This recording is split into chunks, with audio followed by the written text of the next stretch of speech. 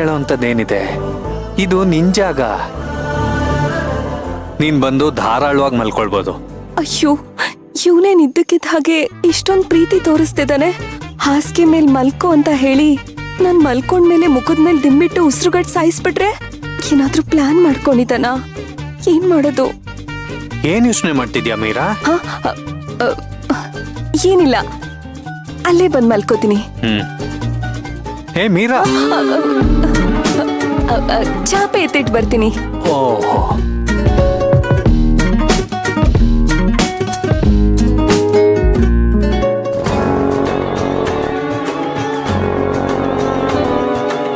ಮೀರಾ,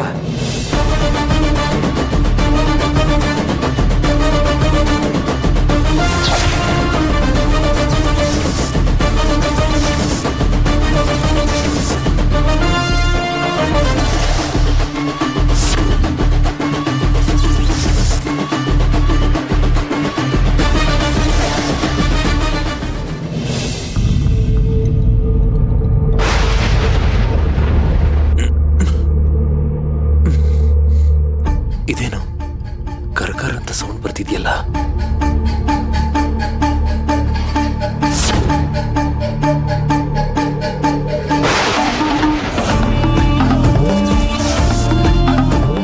ಅರೆ, ಸೇವಂತಿ ಇಲ್ಲೇ ಮಲಗಿದ್ಲಲ್ಲ, ಎಲ್ಲಿ ಹೋದ್ಲು?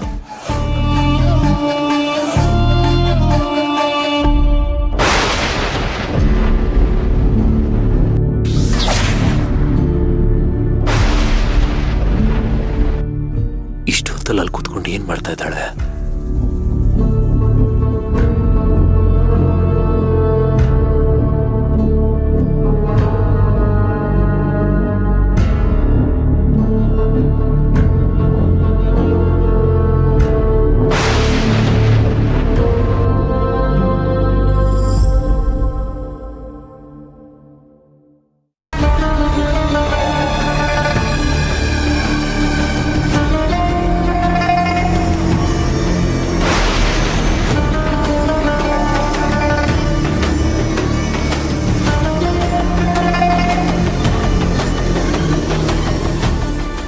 ಅಯ್ಯೋ, ನಮ್ ಕೃಷ್ಣನ ಹೆಸರ ಮೇಲೆ ಸ್ಕ್ರಾಚ್ ಮಾಡ್ತಾ ಇದ್ದಿದ್ದು ಮೀರಾ ಮೈ ಮೇಲೆ ಬಂದಿರೋ ಪ್ರಿಯ ದೇವ ಅಲ್ವಾ?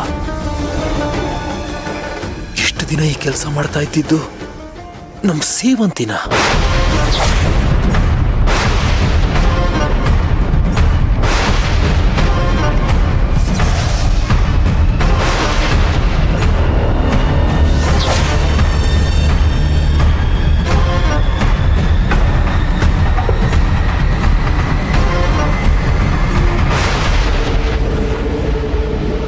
ಇವಳು ಯಾಕೆ ಹೀಗೆ ಮಾಡ್ತಿದ್ದಾಳೆ?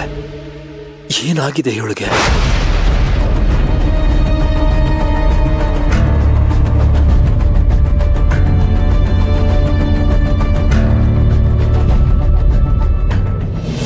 ಬೆಳಗ್ಗೆಯಿಂದ ಅಷ್ಟು ಕೆಲಸ ಮಾಡಿದ್ಯಾ, ಯಾಕೆ ಆ ಕಡೆಯಿಂದ ಸುತ್ಕೊಂಡು ಹೋಗ್ತೀಯಾ? ಹೀಗೆ ಹೋಗು ಮಣಿ. ಮತ್ತೆ ಮಣಿ ಅಂತಿದ್ದೀರಾ? ಅದು ನನ್ ಮಣಿನೂ ಹೀಗೆ ಎಲ್ಲ ಕೆಲ್ಸನೂ ಒಬ್ಳೇ ಮಾಡ್ತಿದ್ಲು. ಸೇವಂತಿ ಅತ್ತಿಗೆಗೆ ಏನು ಕೆಲಸ ಮಾಡೋದಕ್ಕೆ ಬಿಡ್ತಿರ್ಲಿಲ್ಲ. ಹಾಗೆ ನೀನು ಎಲ್ಲ ತಲೆ ಮೇಲೆ ಹೊತ್ಕೊಂಡು ಎಲ್ಲ ಕೆಲ್ಸನೂ ಮಾಡ್ತಿದ್ಯಾ ನೋಡು. ಹಾಗಾಗಿ ಅವಳು ನೆನ್ಪಾದ್ಲಷ್ಟೇ. ನೀನ್ ಹೀಗೆ ಹೋಗು.